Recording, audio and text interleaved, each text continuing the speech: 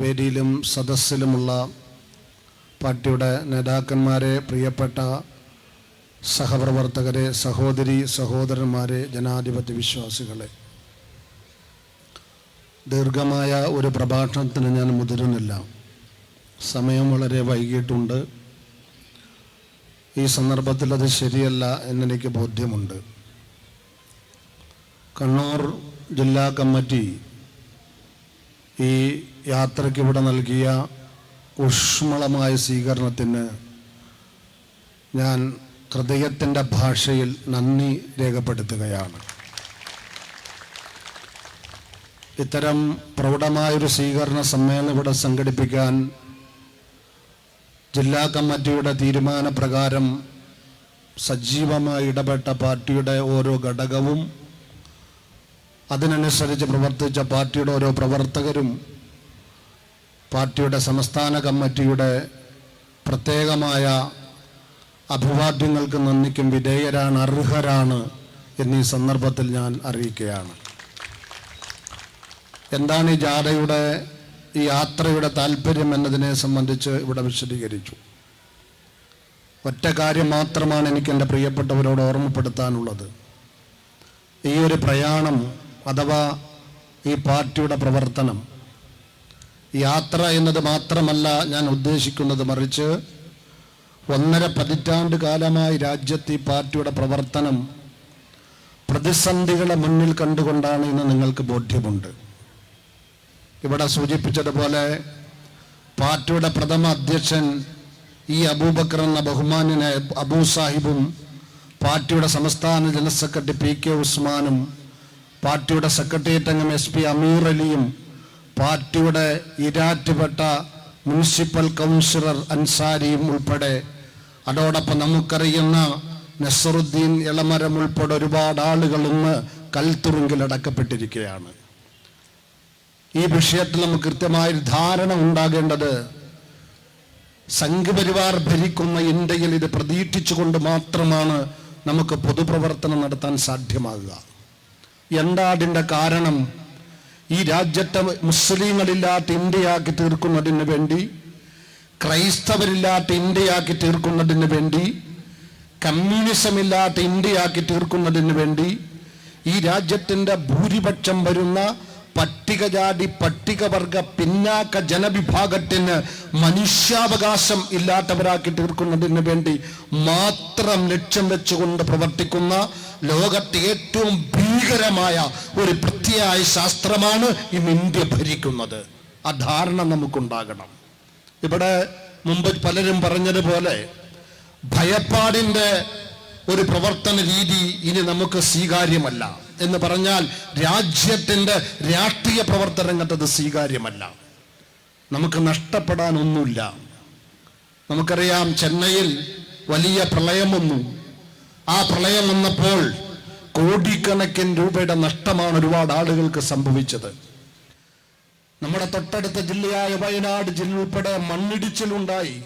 ഒരു നിമിഷം ദാരുണമായി പലരും മരണപ്പെട്ടു. അത്തരം സാഹചര്യത്തിൽ നിന്നും ദൈവം കാക്കട്ടെ, അള്ളാഹു കാക്കട്ടെ, ഞാൻ പ്രാർത്ഥിക്കുകയാണ്.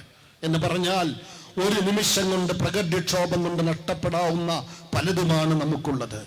നമുക്ക് സംരക്ഷണം ഒരുക്കാൻ പറ്റുന്ന ഒന്നുമല്ല നാം കൈപ്പിടിയിൽ വെച്ചിരിക്കുന്ന സൗകര്യങ്ങളെന്ന ധാരണ നമുക്കുണ്ടാകണം.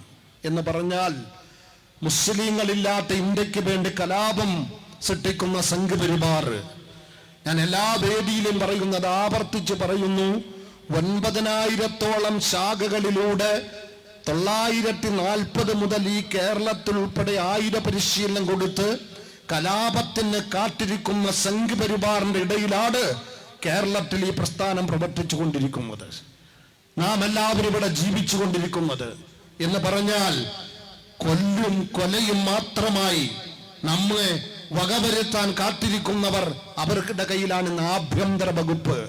ഇവിടെ ചിലര് പോപ്പുലർ ഫണ്ടിനെ നിരോധിച്ചതുമായി ബന്ധപ്പെട്ടിരിക്കൊരു പരാമർശം നടത്തി. ഞാൻ ഇന്ന് ഉറച്ചു വിശ്വസിക്കുന്നു, ആ പ്രസ്ഥാനത്തെ നിരോധിച്ചതിന്റെ ഏക കാരണം സംഘപരിവാറിനെതിരെ അത് ക്യാമ്പയിൻ നടത്തിയത് കൊണ്ട് മാത്രമാണ് എന്ന് അങ്ങനെ ഉറച്ചു വിശ്വസിക്കുന്ന ഒരു പൊതുപ്രവർത്തകനാണ് ഞാൻ.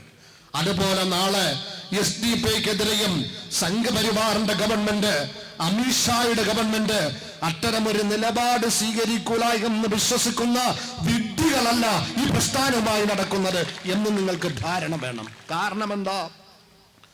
ഒരുപാട് കാലം കലാപങ്ങളുടെ കണക്ക് ഞാൻ അത് ഓർമ്മപ്പെടുത്തുന്നില്ല. അത് പറഞ്ഞവരാ നമ്മള്. തലശ്ശേരി കലാപം ഉൾപ്പെടെ ബോധ്യമുള്ളവരാ നമ്മള്. കേരളത്തിൽ അലബിക്കുഞ്ഞു മൗലവി എന്ന വന്യ വയോധികനെ സംഘപരിവാർ കൊന്ന് നമുക്ക് ബോധ്യമുണ്ട്. അങ്ങനെ രൂപം കൊണ്ട കാലം മുതൽ വംശഹത്യക്ക് ഊന്നൽ കൊടുത്തുകൊണ്ട് പ്രവർത്തിച്ച് ദശലക്ഷക്കണക്കിന് മനുഷ്യ മക്കളെ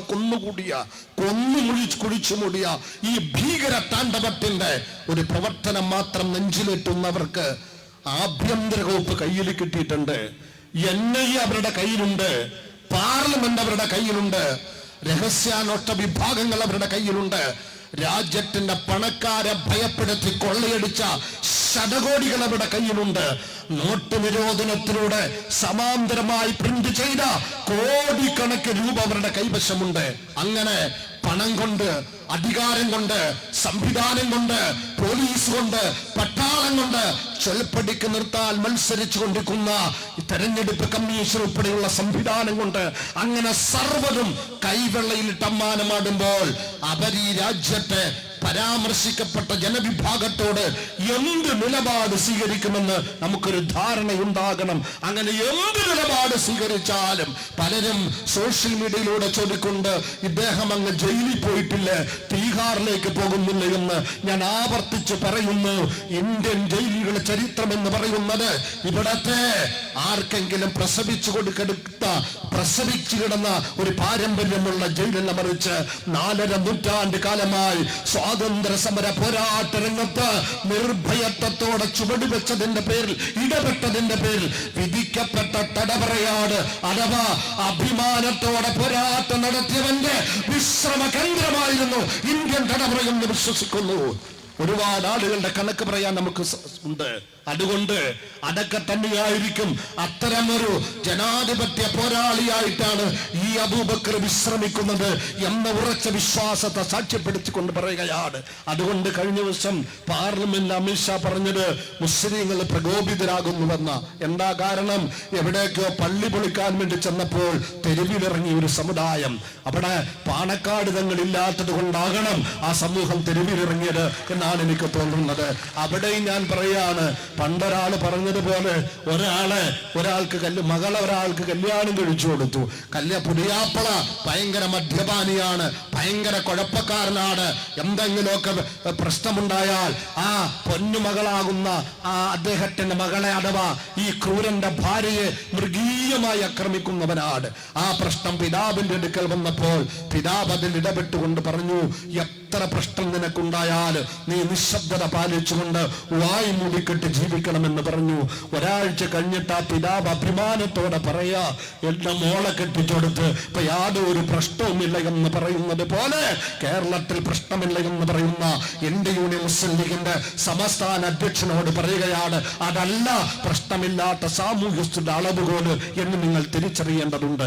ഇവിടെ എന്തൊക്കെയാണ് നടന്നുകൊണ്ടിരിക്കുന്നത്? അപ്പൊ ഞാൻ പറഞ്ഞത്, എവിടെയൊക്കെയോ മുസ്ലിങ്ങൾ ഇടപെട്ടപ്പോൾ പള്ളി പൊളിക്കാൻ അനുവദിക്കില്ല എന്ന് പറഞ്ഞപ്പോൾ കേരളത്തിൽ നാം ഇറങ്ങേണ്ടി വരും. മുസ്ലിങ്ങൾ ഇറങ്ങേണ്ടി വരും, ക്രൈസ്തവർ ഇറങ്ങേണ്ടി വരും, പട്ടികവർഗം ഇറങ്ങേണ്ടി വരും, തീയർ ഇറങ്ങേണ്ടി വരും, ഈ രാജ്യത്തെ യാദവൻ ഇറങ്ങേണ്ടി വരും, വിശ്വകർമ്മത്തിന് ഇറങ്ങേണ്ടി വരും. അതാണ് രാജ്യത്തിന്റെ സ്ഥിതിവിശേഷം. അവിടേക്ക് ഒരു പ്രതിഷേധം കണ്ടപ്പോൾ പ്രകോപിതരാകുന്നുവെന്ന് പറഞ്ഞുവെങ്കിൽ ചവിട്ടിയാൽ കടിക്കാത്ത പാമ്പില്ല എന്ന കേന്ദ്ര ആഭ്യന്തര വകുപ്പ് മന്ത്രി ഓർമ്മപ്പെടുത്താൻ ഈ വേദി ഞാൻ ഉപയോഗപ്പെടുത്തുകയാണ്. എത്ര പേർ നിങ്ങൾക്ക് കയ്യാമം വെക്കാൻ കഴിയും? നിങ്ങൾ ഒരുക്കി കൊടുത്ത ആയുധം കൊണ്ട് സംഘപരിവാറിലൂടെ എത്ര പേരെ വകവരുത്താൻ നിങ്ങൾക്ക് സാധ്യമാകും? ആഭ്യന്തര വകുപ്പിനെ ദുർവിനിയോഗപ്പെടുത്തിക്കൊണ്ട് എത്ര കാലം ഒരു ജനാധിപത്യ ബോധത്തെ ഈ രാജ്യത്തിന്റെ 120 കോടി വരുന്ന ജനവിഭാഗത്തിന്റെ ജന്മാവകാശത്തിന് മതിൽ കെട്ട് സൃഷ്ടിക്കാൻ നിങ്ങൾക്ക് സാധ്യമാകും എന്ന് ചോദിക്കാൻ ഞങ്ങൾ ആഗ്രഹിക്കുകയാണ്. ഞാനിത് പറഞ്ഞത് ഒരുപാട് ധീരമായ രക്തസാക്ഷിത്വം വരിച്ച ഞാൻ ഇങ്ങോട്ട് കയറി വരുന്നതിന് മുമ്പ് സൈനുദ്ദീന്റെ പിതാവിനെ കണ്ട് ആലിംഗനം ചെയ്തിട്ട് ആ വേദിയിലേക്ക് വരുന്നത്. നമുക്കറിയാം, ഒരു നിലപാടിന്റെ പേരിൽ ജീവൻ കൊടുത്ത കണ്ണൂരിന്റെ യുവാവിന്റെ പേരാണ്, ധീര രക്തസാക്ഷിയുടെ പേരാണ് ഷഹീദ് സൈനുദ്ദീൻ. അത് സൈനുദ്ദീൻ മാത്രമല്ല, ആ പേരുകൾ ഇവിടെ പരാമർശിച്ചിട്ടുണ്ട്. ഒരു പക്ഷെ നാളെ നമ്മയും കാത്തിരിക്കുന്നത് അത് തന്നെയാകാം. ഷഹീദ് ഷാന് മകമരുട്ടിയ ആ ക്രിമിനലുകൾ കഴിഞ്ഞ ദിവസം ഒത്തുകൂടി നാം കണ്ടു. ഇതൊന്നും നമ്മെ ഭയപ്പെടുത്തുന്ന ഘടകങ്ങളല്ല. ഞാൻ എൻ്റെ പ്രിയപ്പെട്ടവരോട് പറയുന്നു, എൻ്റെ മകൻ എനിക്ക് നഷ്ടപ്പെട്ടാലും നമുക്ക് തന്നെ പലതും കൊടുക്കേണ്ടി വന്നാലും അഥവാ ഈ കലാപം ഒരുക്കുന്ന ഭരണകൂടത്തിന്റെ മുന്നിൽ അഭിമാനത്തോടെ അവകാശത്തിന് വേണ്ടി കൈയുയർത്തി സിന്ദാബാദ് വിളിച്ചതിന്റെ പേരിൽ, ഭരണഘടന ഉയർത്തിപ്പിടിച്ചതിന്റെ പേരിൽ, ജനാധിപത്യവാദിയായതിന്റെ പേരിൽ, നീതിക്ക് വേണ്ടി ശബ്ദമുയർത്തതിന്റെ പേരിൽ, സഹജീവിക്ക് വേണ്ടി ഇടപെട്ടതിന്റെ പേരിൽ അത്തരമൊരു വിധി വന്നാൽ അതിനെ സന്തോഷത്തോടെ സ്വീകരിച്ചുകൊണ്ട് ഈ ആശയം അഥവാ ഈ ജനാധിപത്യത്തിന് വേണ്ടിയുള്ള പോരാട്ടം, ഈ ഭരണഘടനയ്ക്ക് വേണ്ടിയുള്ള പോരാട്ടം നാടിന് വേണ്ടിയാണ് എന്ന് മക്കളെ പഠിപ്പിക്കാൻ, തലമുറയെ പഠിപ്പിക്കാൻ, ഈ പോരാട്ടം വിജയം കാണുന്നത് വരെ നെഞ്ചിലേറ്റാൻ എൻ്റെ പ്രിയപ്പെട്ടവർ ഈ പ്രസ്ഥാനത്തോടൊപ്പം ഉണ്ടാകണമെന്ന് ഈ സായം സന്ധ്യയിൽ നിങ്ങളെ ഞാൻ ഓർമ്മപ്പെടുത്തുകയാണ്. നമുക്കൊന്നും നഷ്ടപ്പെടാനില്ല. കൂട്ടത്തിൽ പറയാണ്, പലരും ഇങ്ങനെ സൗഹൃദത്തോടെ ചോദിച്ചു, SDP ഇപ്പോൾ എല്ലാവരും ഒതുങ്ങിക്കൊടുക്കുക, എല്ലാവരും ഒതുങ്ങിക്കൊടുക്കുക. ആരാപ്പ ഇടപെടുന്നത്? ഇവിടെ പറഞ്ഞു 421 വർഷം ആരാധന നടത്തിയിരുന്ന പള്ളി, അവിടെ ക്ഷേത്രം പണിത് മതേതരത്വമാണെന്ന് പറയുന്ന ഭീരുത്വത്തിന്റെ നേതൃത്വമായി കേരളീയ നേതൃത്വം മാറിക്കൊണ്ടിരിക്കുക.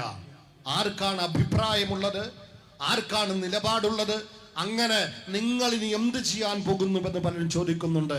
നമുക്കുണ്ട് ഇന്ത്യ രാജ്യം ലോകം നിയന്ത്രിക്കുന്നുവെന്ന് പറഞ്ഞ അഥവാ സൂര്യനസ്തമിക്കാത്ത സാമ്രാജ്യത്തെ നിയന്ത്രിച്ചുവെന്ന് നാം പറയുന്ന, രാത്രികളും പകലുകളും മാറി മാറി വരുമ്പോഴും അധികാര സിംഹാസനമുണ്ടായിരുന്ന ബ്രിട്ടീഷ് സാമ്രാജ്യത്വ ശക്തികളെ മുട്ടുകൊത്തിച്ച ഇന്ത്യയുടെ ചരിത്രമുണ്ട്. സർവാധിപത്യത്തിന്റെ ഉത്തുംകടയിൽ നിൽക്കുമ്പോൾ പലരും അന്ന് സ്വാതന്ത്ര്യ സമര പോരാളികളോട് ചോദിച്ചിട്ടുണ്ട്, നിങ്ങൾക്ക് എന്ത് ചെയ്യാൻ സാധ്യമാകുമെന്ന്. അവർ അന്ന് തുടങ്ങി വെച്ചു. ഞാൻ പറയുന്നു, 1498 കോഴിക്കോട് കാപ്പാട് കടപ്പുറത്ത് വാസ്കോഡി ഗാമ കാലുകുത്തിയത് മുതൽ 4.5 നൂറ്റാണ്ട് കാലം ഇന്ത്യ രാജ്യത്ത് നിരന്തരമായി നടന്ന പോരാട്ടത്തിന്റെ പരിമിതിയാണ് ജനാധിപത്യ ഇന്ത്യയെങ്കിൽ, ഒരു പരമാധികാര റിപ്പബ്ലിക് എങ്കിൽ, രാഷ്ട്രത്തിന്റെ ഭരണഘടനയെങ്കിൽ, അതെ നമുക്ക് പ്രതീക്ഷയുണ്ട്. ആ പോരാട്ടത്തിന് സമാനമായി ഒരു ചെറിയ സംഘം ആശയം സമ്പന്നമായ ഒരു നിലപാടുമായി മുന്നോട്ട് പോകുമ്പോൾ, ഇത് രാജ്യവ്യാപകമായി സമൂഹം ഏറ്റെടുക്കുമ്പോൾ, ഞാൻ വീണ്ടും പറയുന്നു, തലമുറകളെ പഠിപ്പിക്കണം. നമുക്ക് പൂർവികർ നേടിത്തന്ന രാജ്യത്തിന് കാവലൊരുക്കണമെന്ന് മാത്രമല്ല, കവർച്ച സംഘത്തിൽ നിന്നും അതിനെ മോചിതമാക്കാൻ നമുക്ക് ഭരണഘടനാപരമായ ഉത്തരവാദിത്തമുണ്ട്. ഭരണഘടന അംഗീകരിക്കാത്ത, ഭരണഘടന സ്വീകാര്യമല്ലാത്ത, ഭരണഘടന മാറ്റിച്ചു വെച്ചുകൊണ്ട് മനുഷ്യർ നടപ്പിലാക്കുന്ന ഒരു ഭരണ സംവിധാനം ഐക്യപ്പെടാൻ ഇന്ത്യൻ ജന തയ്യാറില്ല എന്ന് തെരുവിൽ പ്രഖ്യാപിക്കുന്ന ശുഭകരമായ നാളുകൾ നമുക്ക് കാത്തിരുന്ന് കാണണം. അതിന് ആശയപരമായ വഴികാട്ടിയായി മാറാൻ നമുക്ക് സൗഭാഗ്യമുണ്ടാകണം. അതായിരിക്കണം നമ്മുടെ നിലപാട്. അത് നമുക്ക് സ്വീകാര്യമല്ല. മനുസ്മൃതി ഇവിടെ തുളസീധരൻ സൂചിപ്പിച്ചല്ലോ, ഭരണഘടനയ്ക്ക് മുമ്പുള്ള ഇന്ത്യ എന്താ? വഴി നടക്കാൻ അവസരമില്ല, തൊട്ടുകൂടായ്മ, തീണ്ടിക്കൂടായ്മ, മാറുമറയ്ക്കാൻ അവസരമില്ല. അക്ഷരം പഠിച്ച ഏകലവ്യന്റെ വിരൽ മുറിച്ച അത് പഠിപ്പിച്ച ആത്മീയതയാണ് മനുസ്മൃതി എന്ന ആര്യവംശീയവാദികളുടെ പ്രത്യായ ശാസ്ത്രം. അതുകൊണ്ട് ഇന്ത്യയിലേക്ക് കടന്നു വന്ന ആര്യവർഗീയവാദികൾ സംഘപരിവാർ എന്ന ഗുണ്ടാ സംഘത്തിന് കാർമ്മികത്വം വഹിച്ച് ഈ രാജ്യത്തെ പോരാട്ടത്തിലൂടെ നേടിയെടുത്ത ഇന്ത്യയുടെ കടകഴിക്കാൻ വ്യാമോഹിക്കുന്നുവെങ്കിൽ, ഞാൻ അമിത്ഷ പറഞ്ഞത് ആവർത്തിക്കുകയാണ്, എവിടെയോ ഒന്ന് പ്രതിഷേധിച്ചപ്പോൾ പ്രകോപിതരാകുന്നുവെന്ന് പറഞ്ഞാൽ നിങ്ങൾക്കൊരു 10 ലക്ഷത്തെ തുറുങ്കിലടക്കാൻ പറ്റും, ചിലപ്പോ 1 കോടിയെ തുറുങ്കിലടക്കാൻ പറ്റും. തുളസീധരൻ പറഞ്ഞതുപോലെ 25 കോടി വരുന്ന മുസ്ലിം ന്യൂനപക്ഷത്തിന്റെ ഒരു 25%, അതുപോലെ 30 കോടി വരുന്ന പട്ടികജാതി പട്ടികവർഗത്തിന്റെ ഒരു 50%, ഈ രാജ്യത്തിന്റെ പിന്നാക്ക ജനവിഭാഗത്തിന്റെ അഭിമാനമുള്ള പുതിയ തലമുറ ഭരണഘടനയ്ക്ക് വേണ്ടി തെരുവിലിറങ്ങിയാൽ അന്ന് ഈ രാജ്യം ഭരണഘടന പ്രയോഗവൽക്കരിക്കുന്ന ജനാധിപത്യത്തിന്റെ നവനാളുകളുടേതായി മാറുമെന്ന ഒരു ധാരണ കൂടി നിങ്ങൾക്ക് വേണം. അന്ന് ഹിറ്റ്ലറിന്റെ പരിണിതിയായിരിക്കും ഫാഷിസ്റ്റ് നേതൃത്വത്തിനുണ്ടാകുന്ന ഒരു ധാരണ കൂടി ഉണ്ടാകണം എന്ന് മാത്രം ഓർമ്മപ്പെടുത്തിക്കൊണ്ട് ഞാനിത് പറയുമ്പോൾ പലരും ചില സുഹൃത്തുക്കൾ ചോദിച്ച് ആവർത്തിക്കുകയാണ്, ജയിലിൽ പോകാൻ വേണ്ടിയാണോ എന്ന്. ഞാൻ വീണ്ടും പറയാ, ആരാപ്പ ജയിലിൽ കിടക്കണ? രണ്ട് രീതിയിലുള്ള ഒരു ജയിലിൽ കിടക്കുന്നുണ്ട്. അപ്പൊ ഒരു ഡൽഹിയുടെ ഉപമുഖ്യമന്ത്രി ഡൽഹി ജയിലിലാണ് അല്ലേ, സിസോദി. പിന്നെ പഞ്ചാബിന്റെ മന്ത്രിമാര് ജയിലിലുണ്ട്, ഡൽഹിയിലെ ചില മന്ത്രിമാര് ജയിലിലുണ്ട്. രാജ്യത്തിന്റെ ആഭ്യന്തര വകുപ്പ് മന്ത്രിയും ധനകാര്യ വകുപ്പ് മന്ത്രിയുമായിരുന്ന അഥവാ ഇന്ന് അമിത്ഷാ വഹിക്കുന്ന ആ വകുപ്പ് വഹിച്ചിരുന്ന പി ചിദംബരം ജയിലിൽ കിടന്നിട്ടുണ്ട്. നമുക്ക് ബോധ്യമുണ്ടല്ലോ. അങ്ങനെ ആരൊക്കെയാ ജയിലിൽ കിടക്കുക? അവർക്കൊക്കെ സാമ്പത്തിക കുറ്റകൃത്യം പറഞ്ഞാണ് ജയിൽ. അവരെല്ലാവരും കുറ്റവാളികളാണ് എന്ന വിശ്വാസവും നമുക്കില്ല. അത് സംഘ് പരിവാർ രാഷ്ട്രീയം നടപ്പിലാക്കുന്നതിന്റെ ഭാഗമാകാം. മറുഭാഗത്താരാണ്? ഫാഷത്തിന് നിലപാട് പറഞ്ഞത് കൊണ്ടുള്ളവരാണ്. RSSന്റെ അപകടത്തെ ഏതെങ്കിലും തീയ സമുദായത്തിൽപ്പെട്ടവർ കേൾക്കുന്നുവെങ്കിൽ, അഥവാ RSS പ്രവർത്തിക്കുന്ന ഏതെങ്കിലും തീയ സമുദായത്തിൽപ്പെട്ടവർ കേൾക്കുന്നുവെങ്കിൽ, ഏതെങ്കിലും പട്ടികവർഗത്തിൽപ്പെട്ടവർ കേൾക്കുന്നുവെങ്കിൽ, ഏതെങ്കിലും ഇവിടെ ധീവര സമുദായക്കാർ കേൾക്കുന്നുവെങ്കിൽ, തീരദേശ മുക്കോ സമുദായക്കാർ കേൾക്കുന്നുവെങ്കിൽ, ഏതെങ്കിലും പിന്നാക്കക്കാർ കേൾക്കുന്നുവെങ്കിൽ, ഒരു കാര്യം നിങ്ങൾ തിരിച്ചറിയണം. നിങ്ങളുടെ കയ്യിൽ ആയുധം തന്നുകൊണ്ട് പരസ്പരം സംഘർഷത്തിൽ ഏർപ്പെടാൻ പ്രേരിപ്പിക്കുന്നവരുണ്ട്. മാറാട് നാം അത് കണ്ടതാണ്. ഒരിക്കലും അങ്ങനെ സംഭവിക്കാതിരിക്കട്ടെ. ആർക്കാണ് നഷ്ടം സംഭവിച്ചത്? അടിസ്ഥാന ജനവിഭാഗത്തിനാണ്. ആരാണ് തെരുവിൽ തമ്മിലടിച്ചു കൊണ്ടിരിക്കുന്നത്? സംഘ് പരിവാറിന് വേണ്ടി ജയിൽ പോകുന്നവരാരാണ്? സംഘ് പരിവാറിന് വേണ്ടി ജീവൻ കൊടുക്കുന്നവരാരാണ്? മാർക്സിസ്റ്റ് പാർട്ടിക്ക് വേണ്ടി ജീവൻ കൊടുക്കുന്നവരാരാണ്? അവരെല്ലാം ഈ രാജ്യത്തിന്റെ പിന്നാക്ക ജനവിഭാഗമാണെങ്കിൽ അത് സാമൂഹ്യ നീതിക്ക് വേണ്ടിയല്ല, അത് ഭരണഘടനയ്ക്ക് വേണ്ടിയല്ല, അത് രാഷ്ട്രത്തിന് വേണ്ടിയല്ല. നമ്മെ നിയന്ത്രിക്കുന്ന വരേണ്യ രാഷ്ട്രീയ ബുദ്ധിക്കോമരങ്ങളുടെ താല്പര്യങ്ങൾ സംരക്ഷിക്കുന്നതിന് വേണ്ടിയാണെങ്കിൽ നാം ഒരു കാര്യം തിരിച്ചറിയണം. അവർ നടപ്പിലാക്കുന്ന രാഷ്ട്രീയം ഇവിടെ നടപ്പിലാക്കി കഴിഞ്ഞാൽ നമ്മുടെ സഹോദരിമാർക്ക് മാറുമറക്കാൻ അവകാശമില്ല, അക്ഷരം പഠിക്കാൻ അവകാശമില്ല, തെരുവിൽ സഞ്ചരിക്കാൻ അവകാശമില്ല, പൊതുകുളം ഉപയോഗിക്കാൻ അവകാശമില്ല. എന്തിനേറെ പറയുന്നു, പാതിരാവിൽ കടക് മുട്ടിക്കൊണ്ട് തമ്പ്രാൻ വരുമ്പോൾ അവന്റെ അവിഹിത ബന്ധത്തിന് കാവൽ നിൽക്കാൻ വിധിക്കപ്പെട്ട ഒരു ജന്മമായി ഈ രാജ്യത്തിന്റെ കീഴാള ജനവിഭാഗം മാറുന്ന മനുസ്മൃതിയൻ ഭീകര സംസ്കൃതിയിലേക്ക് ഇന്ത്യ രാജ്യം മടങ്ങിപ്പോകരുതെന്ന് ആഗ്രഹിക്കുന്നുവെങ്കിൽ മോഡിയുടെ ഗ്യാരണ്ടിയുടെ പിന്നാലെ പോകാതെ ഭരണഘടന ഉയർത്തിപ്പിടിച്ചുകൊണ്ട് ജനാധിപത്യത്തിന്റെ ആത്മാഭിമാനമുള്ള, അതിൽ അഭിമാനം കൊള്ളുന്ന പ്രവർത്തകരായി മാറുക, അത്തരം പൗരന്മാരായി മാറുക, അത് മാത്രമാണ് നമ്മുടെ പരിഹാരം എന്നോർമ്മപ്പെടുത്തിക്കൊണ്ട് ഈ നൽകിയ സ്വീകരണത്തോടൊപ്പം ഈ ജാഥ കടന്നു വരുമ്പോൾ കാസർഗോഡ് ജില്ലയിൽ നിന്നും ഇന്നലെ സമാപിച്ചെന്ന് കണ്ണൂരിന്റെ തെരുവോരങ്ങളിൽ അത് അങ്ങേയറ്റത്തുനിന്നും ഈ ജാഥ അങ്ങോട്ട് കടന്നു വരുമ്പോൾ തെരുവോരങ്ങളിൽ നിന്നുകൊണ്ട് ജാതി മത ഭേദമന്യേ തൊഴിലാളി വർഗം ഉൾപ്പെടെ ഒരുപാട് ആളുകൾ ഇതിനെ അഭിവാദ്യം പ്രത്യാഭിവാദ്യം ചെയ്തിട്ടുണ്ട്. ഞങ്ങൾക്ക് പ്രതീക്ഷയുണ്ട്.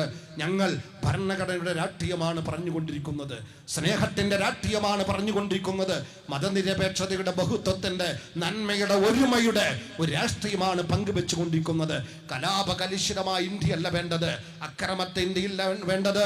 ഞങ്ങളുടെ പ്രവർത്തകർ ഇങ്ങോട്ട് ആക്രമിക്കാൻ വരുന്ന കൈക്ക് പിടിക്കുന്നുവെന്നതിനപ്പുറത്ത് ഒരു കലാപത്തിനും കാർമ്മികത്വം വഹിക്കുന്നവരല്ല.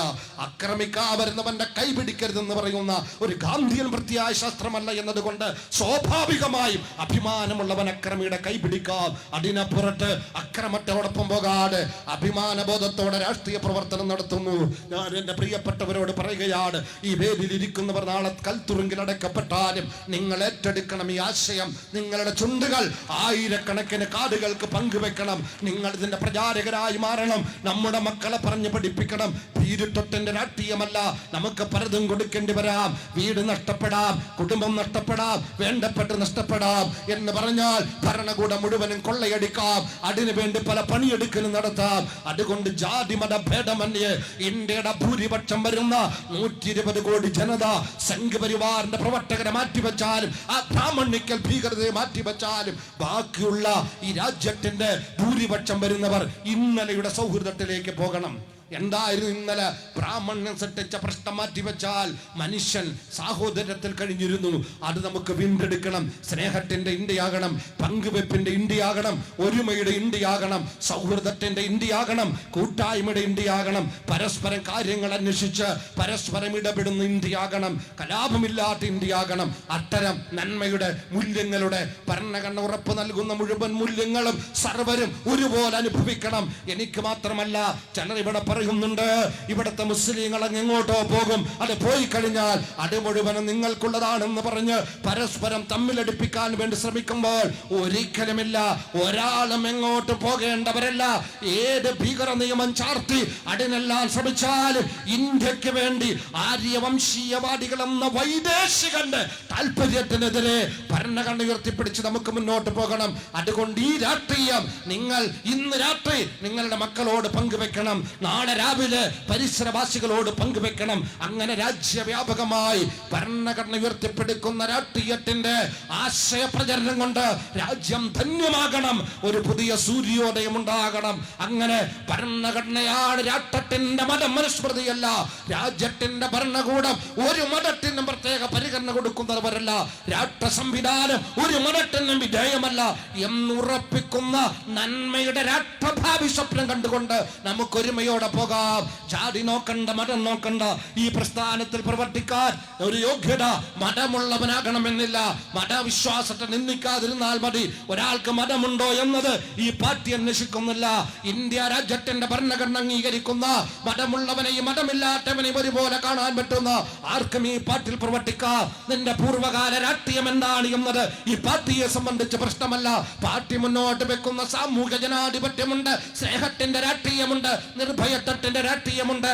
അത് അംഗീകരിക്കാനും ഇന്ത്യയുടെ ഭരണഘടന അംഗീകരിച്ച് പാർട്ടിയുടെ നിയമവാരി അംഗീകരിക്കാൻ സന്നദ്ധമാകുന്ന പൂർവ്വകാല രാഷ്ട്രീയം ഏതുമാകട്ടെ ഒരാൾക്ക് ഈ പ്രസ്ഥാനത്തിൽ പ്രവർത്തിക്കാൻ അവസരമുണ്ട്. അതുകൊണ്ട് ഈ സന്ദേശം കൈമാറിക്കൊണ്ട് നല്ല ഒരു നാളേക്ക് വേണ്ടി ഞാൻ ആവർത്തിച്ചു പറയുന്നു, ആരെല്ലാം തടവിലാക്കപ്പെട്ടാലും പിന്നോട്ട് പോകേണ്ടതല്ല.